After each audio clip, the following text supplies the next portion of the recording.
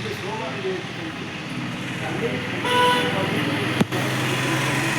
ಆಮೇಲೆ ಇದಕ್ಕೆ ಇಲ್ಲಿಂದ ಅಲ್ಲಿವರೆಗೂ ಕೂಡ ಇದೆಲ್ಲ ಮಾರ್ಕೆಟಿಂಗ್.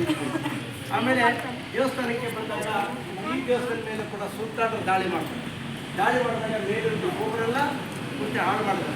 ಸುಮಾರು 65ರಿಂದ 70 ಉದ್ದವಾಗಿರುವಂಥ ಗೋಪುರಗಳು ಅದು ಕೂಡ ಪೂರ್ತಿ ಹಾಳಾಗಿದೆ. ಸ್ವಲ್ಪ ಮಾತ್ರ ಉಳ್ಕೊಂಡಿದೆ. ಆಮೇಲೆ ಈ ದೇವಸ್ಥಾನದ ಮೇಲೆ ದಾಳಿ ಮಾಡಿದಾಗ ವಿಗ್ರಹ ಕೂಡ ಒಂದು ಕೈ ಕಟ್ ಮಾಡ್ತಾರೆ. ವಿಗ್ರಹ ಅಂದರೆ ಅವ್ರ ಉದ್ದೇಶ ಏನಪ್ಪ ಅಂದರೆ ವಿಗ್ರಹಗಳು ಸ್ವಲ್ಪ ಭಿನ್ನ ಆಗಿಬಿಟ್ಟು ಪೂಜೆ ಮಾಡೋದು. ಇದು ದೇವಸ್ಥಾನ ಬೇಕು, ಹಾಗಾಗಿ ಸ್ವಲ್ಪ ಭಿನ್ನ ಮಾಡಿದ್ರು. ಆ ವಿಗ್ರಹ ಏನಾಯಿತು, ಇಲ್ಲೇ ಇರ್ತದೆ. ವಿಗ್ರಹ ಇಲ್ಲದಾಗ ಏನಂದರೆ ಬ್ರಿಟಿಷರು ರೂಲಿಂಗ್ ಮಾಡೋ ಸಂದರ್ಭದಲ್ಲಿ ಬ್ರಿಟಿಷರು ಆಡಳಿತ ಮಾಡಬೇಕಾದ್ರೆ ಆ ವಿಗ್ರಹ ತುಂಬ ಚೆನ್ನಾಗಿದೆ, ಇಲ್ಲಿದ್ದರೆ ಮತ್ತೆ ಹಾಳಾಗ್ತದೆ ಅಂತೇಳಿ ಆ ವಿಗ್ರಹ ತೊಗೊಂಡೋಗ್ಬಿಟ್ಟು ಚೆನ್ನೈ ಮ್ಯೂಸಿಯಮ್ನಲ್ಲಿ ಇಟ್ಟಿದ್ದಾರೆ. ಚೆನ್ನೈಯಲ್ಲಿದೆ, ತಮಿಳುನಾಡು, ಈಗ ಮೆಡ್ರಾಸ್ ಅಂತ ಹೇಳ್ತೀವಿ. ಅಂದರೆ ನಮಗೆ ಸ್ವಾತಂತ್ರ್ಯ ಬರೋದಕ್ಕಿಂತ ಮುಂಚೆ ಇದೆಲ್ಲ ಮೆಡ್ರಾಸ್ ಗೌರ್ಮೆಂಟ್ ಆಗಿತ್ತು 18ನೇ ಶತಮಾನ. ಆಮೇಲೆ ಬರ್ತಾ ಮೈಸೂರು ಸರ್ಕಾರ, ಆಮೇಲೆ ಕರ್ನಾಟಕ. ಓಕೆನಾ?